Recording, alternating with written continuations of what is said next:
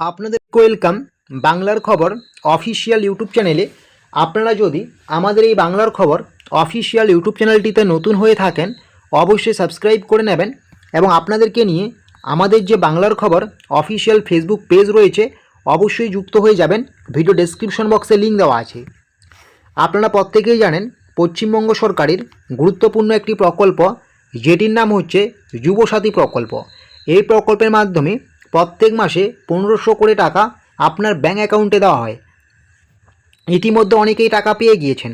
যাদের আপনাদের যুবসাথী প্রকল্পের ফর্ম অ্যাপ্রুভ হয়ে গিয়েছে, মোবাইলে মেসেজ এসেছে, কিন্তু আপনারা এখনও টাকা পেলেন না, আপনাদের টাকা ঢুকবে কিনা আপনারা কিন্তু জানতে পারবেন। অর্থাৎ আপনি যে যুবসাথীতে নাম নথিভুক্ত করেছেন সেখানে যে ব্যাংকের ডিটেলস দিয়েছেন সেই ব্যাংকের ডিটেলসটা আপনার ট্রেজারির কাছে এসে পৌঁছাচ্ছে কিনা বা ট্রেজারি থেকে আপনাকে টাকা দেবে কিনা, সমস্ত কিছু ঠিকঠাক আছে কিনা আপনি জানতে পারবেন। তার জন্য কিন্তু আপনাকে যুবসাথীর পেমেন্ট স্ট্যাটাস চেক করতে হবে।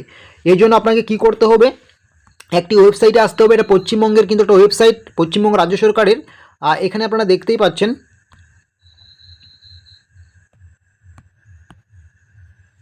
এই যে আপনারা দেখতে পাচ্ছেন এই ওয়েবসাইটে আসতে হবে wbifms.government.in, এই অফিসিয়াল ওয়েবসাইটে বা পোর্টালে আসতে হবে।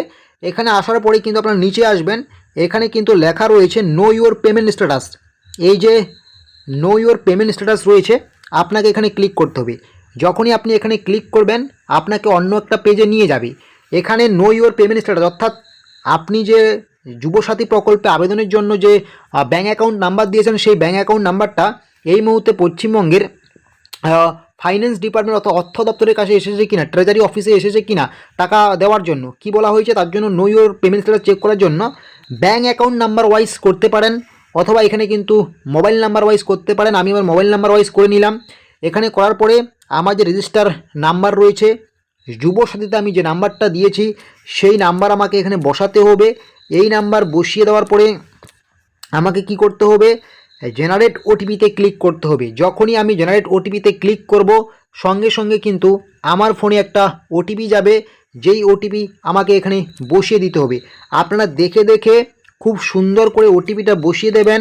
ওটিপি বসিয়ে দেওয়ার পরে যখনই সাবমিটে ক্লিক করবেন, সাবমিটে ক্লিক করলে সঙ্গে সঙ্গে কিন্তু আপনার এখানে ব্যাঙ্ক ডিটেলস চলে আসবে।